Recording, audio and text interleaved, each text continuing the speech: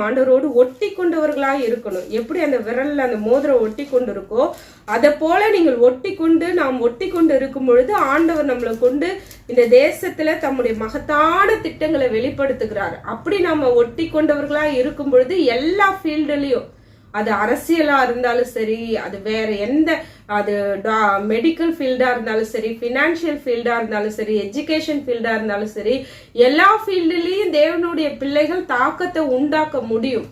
சரியான தேவனுடைய திட்டம் இந்த பூமியில நடக்கணும்னா நாம் தேவனுடைய விரல்ல ஒட்டி கொள்ளப்பட்ட மோதிரமா இருக்கணும், முத்திர மோதிரமா இருக்கணும்.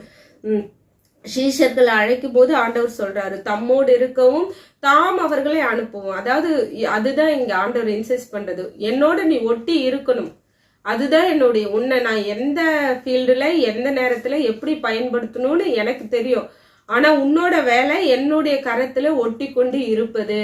இதை நம்ம தெரிந்து கொள்ளணும். அப்பதான் நம்ம புத்தி கெட்டாத, ஆராய்ந்து முடியாத பெரிய காரியங்களை நம்ம சுதந்திரிக்க முடியும். 4 சவருக்குள்ள ஒரு 2 பேர் 3 பேருக்கு பயன்படுகிற நம்மள உலகளாவில ஆண்டவர் பயன்படுத்த வல்லமை உள்ளவரா இருக்கிறாரு. அவர்